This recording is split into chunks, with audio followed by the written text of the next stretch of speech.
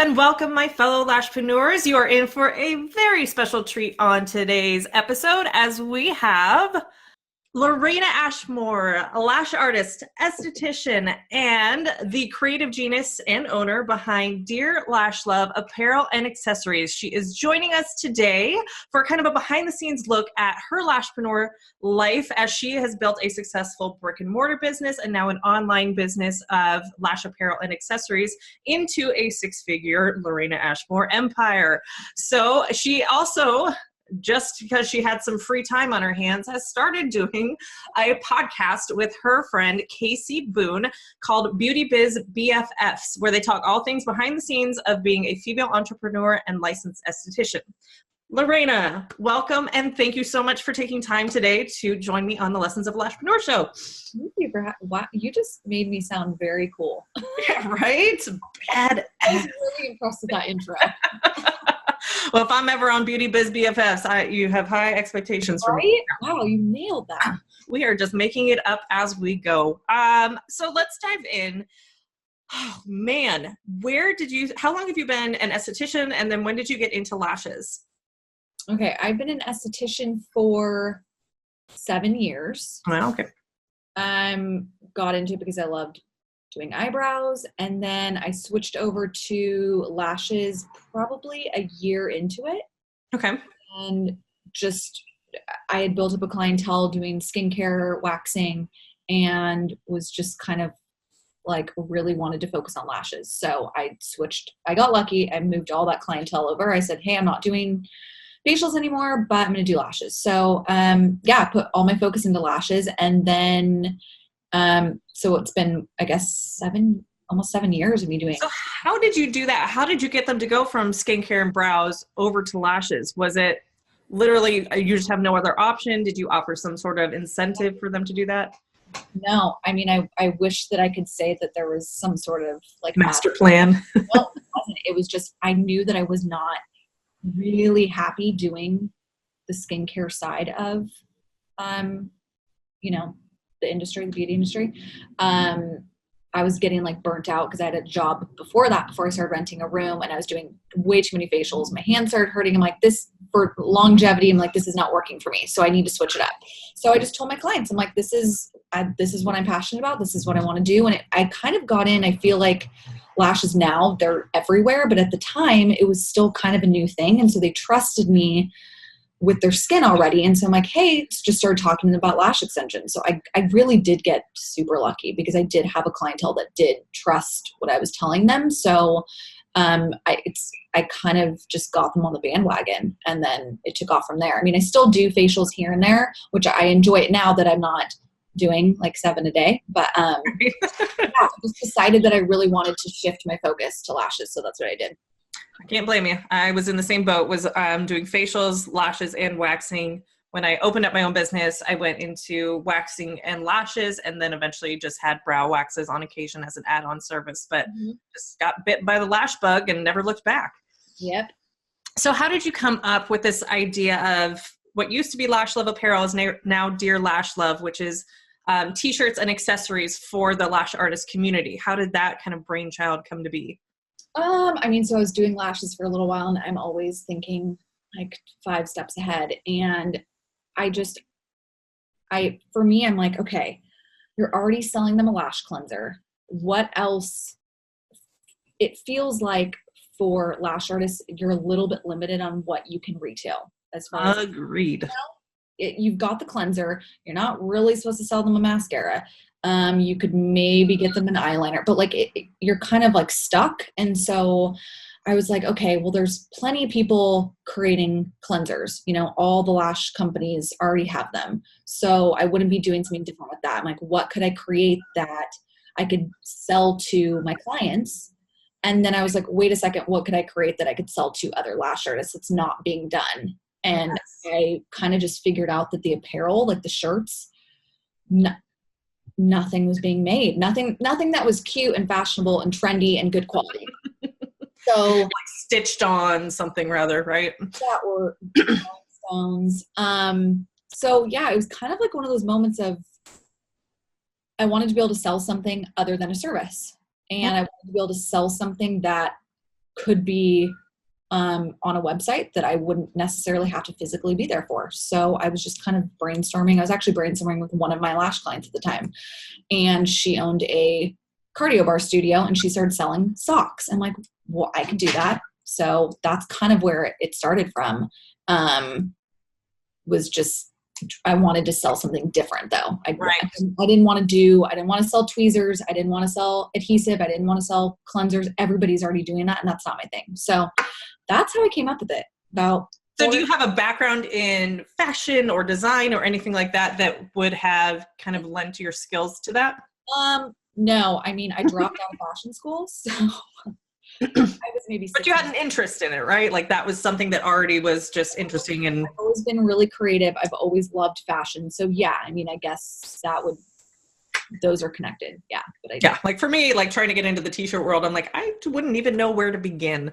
But since you already had an interest in that, then I think it was a great segue for you to take lashing and take it to the next level, like leave your legacy and build an empire around something that already was unique to you, that already fulfilled you and you had an interest and a passion for outside of lashes, and combine your two loves, which exactly essentially what I did too. Yeah. So were you confident the whole time you knew it was going to be a major success and you were just going to sail off into the sunset, or did you have some struggles maybe? I had a good feeling about it just because I feel like I came at the right time, and I could already see just by putting feelers out there that people really wanted it. But of course, like I absolutely struggled with, I didn't know what I was doing. I didn't know how to create a business. I didn't know what legal documents I need. I didn't know any of that. I just Googled a lot, but yeah, there was definitely, is the style going to work? Are people going to like it? Are they going to think it sucks? Like, do they like this design? Do they wish it was in black? Do they wish it was in white? I mean, there's so many things that I struggled with in the beginning, and I still do struggle with that. So, was I confident? I was confident that I was like creating something that I was really, really excited about. And I thought, okay, if I'm this excited about it, there's got to be other people that need it and want it. So, but I still struggle with the confidence aspect of the business all the time. So I think that's human. I think that's natural. I get that a lot of people's perception, especially of product lines, and especially when you're getting into retail, is, oh, cool, she just orders pretty designs. She gets to create designs or source designs, and then the shirts show up and off she goes collecting money. When I'm venturing to say, and you can tell me if I'm right or wrong, the majority of what you do is customer service based. Correct. Where you're talking about designs, or you're communicating with customers, you're trying to do sales and marketing. The design is probably a very small component of your business, when it's the management of the business, the infrastructure of getting all of these shirts out. I know you just started a subscription tea, which we'll talk about in a little bit, but I am so vastly impressed that this is something you're taking on, because that's every month, but it's also recurring revenue, which is why I kept messaging you. I'm like, this is brilliant. This is genius. Like, you get recurring revenue that you can more or less count on. But there's a lot of logistics that go into that. And I think you even had messaged me, like, I've been trying to call you people, because I'm assuming you were having issues with either addresses or sizing, and using Instagram almost as a means of, your audience is hanging out there, your ideal customer is hanging out there, and using that almost as a customer service platform, which I thought was something that I hadn't thought of, that I thought was pretty cool. That was a little too, I'm like, ooh, it's that fine line of like, that's where I get my business. So I know that they're there, but is it too casual? Is it not? And I'm like, screw it. I'm going to make I need answers. Yeah, I'm going to make a video and say, answer your phone today, because I'm going to be calling from the I still I'm not 100% sure which phone number it was, but I got three of them. And I screen all of my calls, because my number was tied to my business. I get all sorts of spam calls. So I just never answer the phone unless I know who it is. So I'm like, sorry, my bad. I screened my phone calls. I know, it's okay. But yeah, I mean, that did actually help. But yeah, it's funny. The actual creative process behind it is like this small, which is the part that I love the most. Right. Most of the shit is like all the mundane, like the tedious. It's like the stuff that's not fun. So it's like, yeah, I get to create, but like that's like a small percentage of right. It really is. I mean, I'm the same way with like content creation. I love it. Like if I just sit and schedule and talk about social media all day long, I would, but there is the logistics, which is what I spend 60 to 70% of my time doing, and then the other 10% of creating, and then 10% of emails and all that kind of stuff. So I totally get it. So how have you as a business owner or as a woman evolved from, like, did you always know you wanted to be a business owner, or was that something that once you got into the beauty industry seemed like a very easy transition? I didn't. I honestly didn't know. When I went to school, they always ask you, what's your goal? What do you do? And everyone says like they want to own their own salon. And yeah, of course you want to be the owner. And I had a feeling of like, yeah, that's what I'll do. But I didn't really know. It's not like since I was a child, knew that I was going to be doing this. But I just feel like I've always had the drive to like get to the top. Figure it out. Yeah. I mean, I just always am like looking for like, okay, how can I elevate this? Like, how can I make this grow? And I don't know where that comes from. Because again, I haven't had any technical training or background with it. But it's just like in my blood somehow, just to like crank it out. I don't know. Yeah, I think it would probably surprise people. I never anticipated being a business owner. It was never something that I thought was, my end goal. With my business background, I have a business degree, it was always going to be in management. I was going to be managing people or, in charge of a department, but I was always going to be an employee. Mm-hmm. It wasn't until I took, my group volume training with Hillary Brand, and I saw other women who were significantly younger than me running and operating businesses. And I was like, well, they can do it. I can do it. That was my first time that I ever was like, I think I might be able to do this. Because I was trying to move up the path in the salon I was as an employee to be the spa manager. And then the business kind of crumbled from there. But that's when I decided, okay, this is my opportunity. Why don't I try it out on my own? And, the rest is history. But it wasn't something I felt ingrained to do.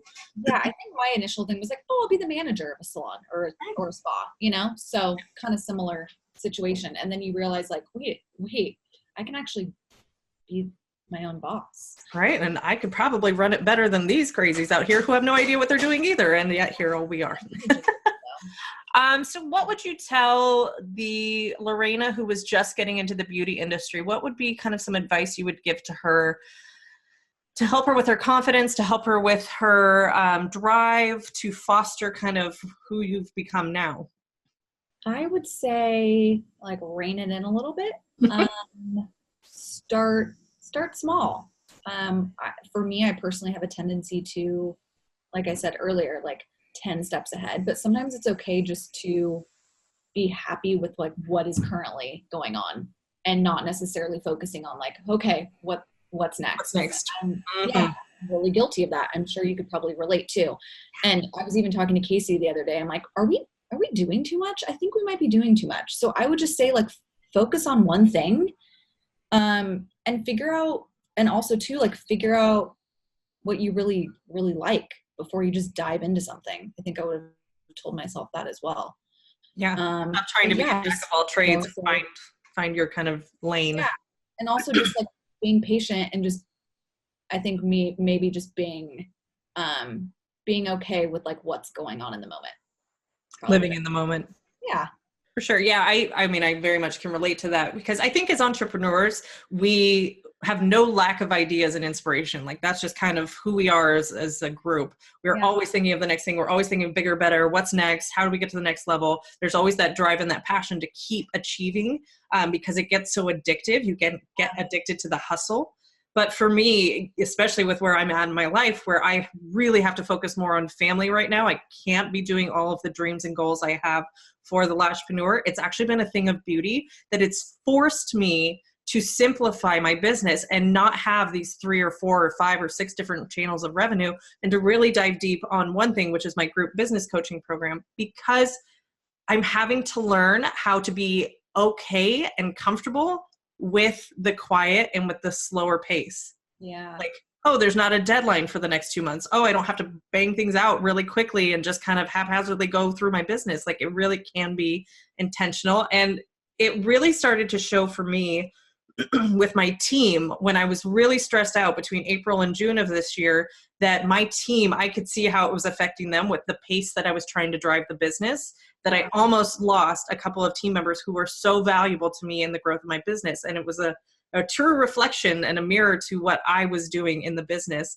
And so I've been very cautious to make sure that, A, my team members are cool with the pace that we're going at. If they're not, they have every right to say, this is too much. We either need to bring on somebody else, or we need to kind of refigure our priorities. So you're teaching me some stuff right now too. Yeah, I think I'm kind of in that spot right now where I'm like, there's a lot of things happening, and I want to just like bring it to one thing and simplify it and be really good at that.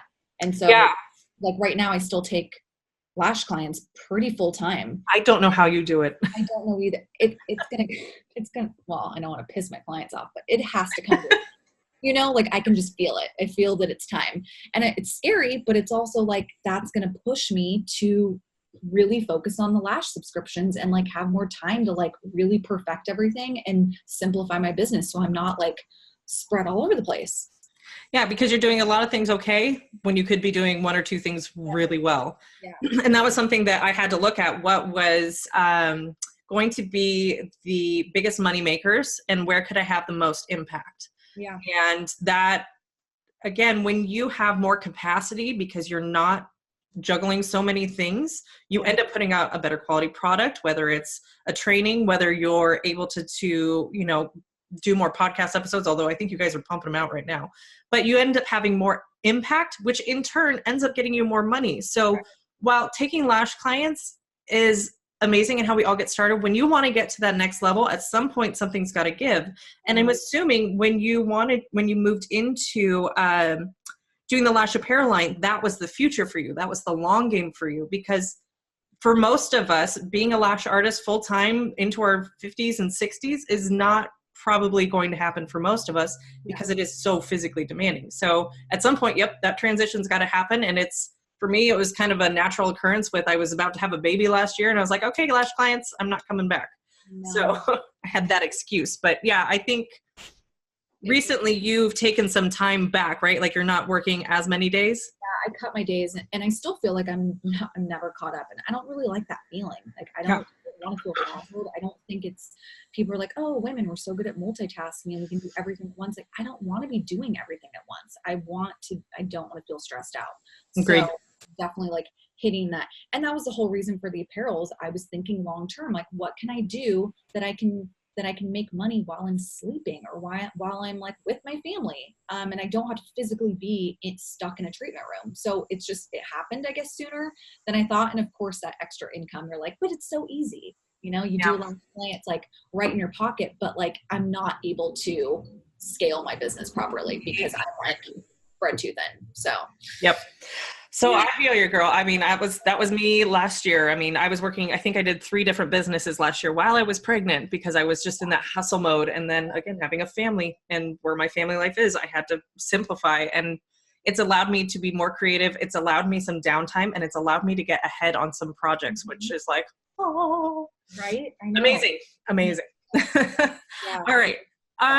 So how do you manage the apparel company, your actual clients, and then also taking on a podcast now that we're on that topic? How do you find time to do it all?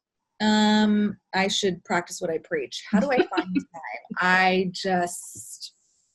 I figure it out. For one, I cut back my clients. That's helped a lot. Yeah. So, Tuesdays are my like day to focus on stuff at the office, and Mondays and Tuesdays, I mean, I just make it work. I really, it's not pretty. It's not always perfect, but it happens. It's actually never pretty or perfect. Like that is the truth.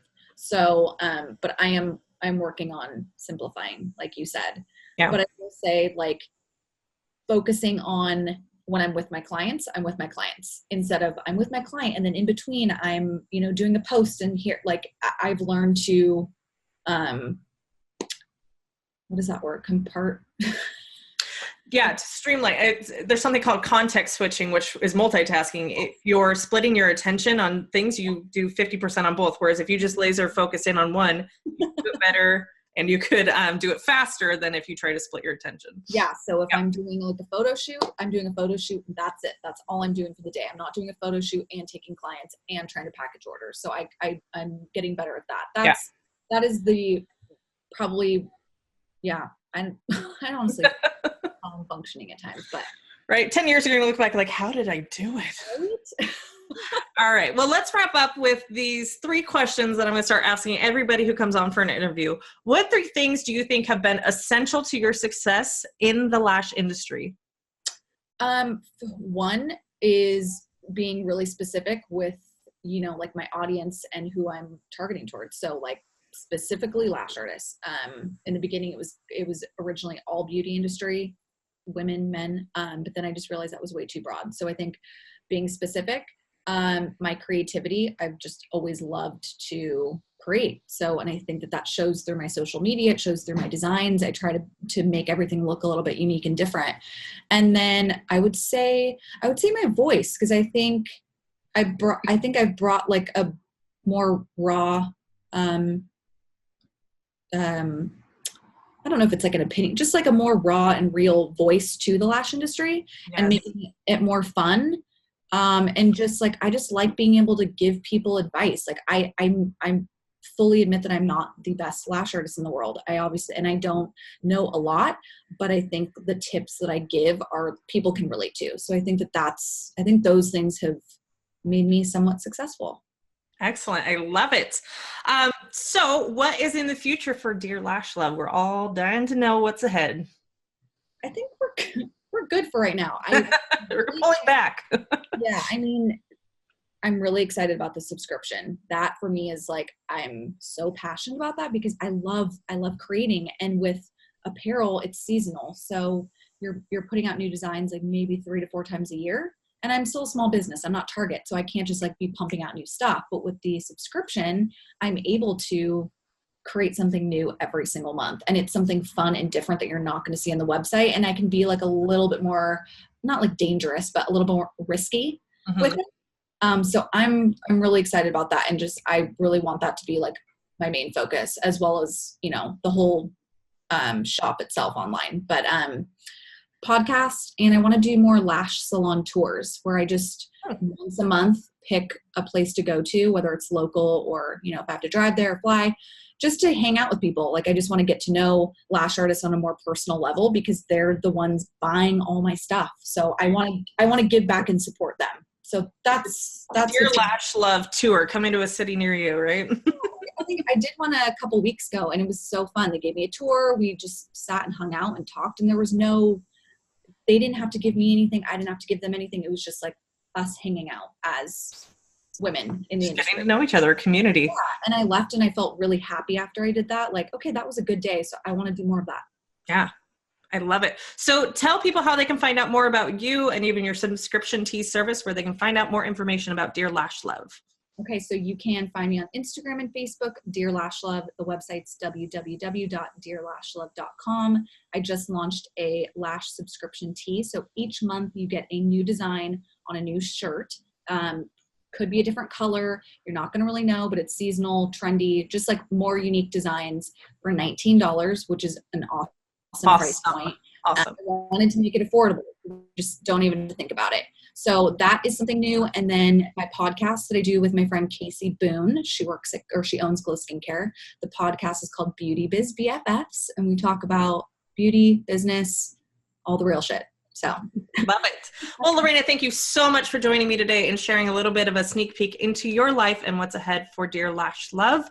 If you want to find out more about Lorena and join me in the subscription tea, because I'm getting mine, I'm going to go check the mail today. You can head on over to. We're going out tonight. So you're going out tonight. Okay, so I'm in Southern California. It'll be here Saturday, no later than. I can't wait. I'll share pictures online. You can head on over to dearlashlove.com. Thank you so much, Lorena. Hey guys, have a good one.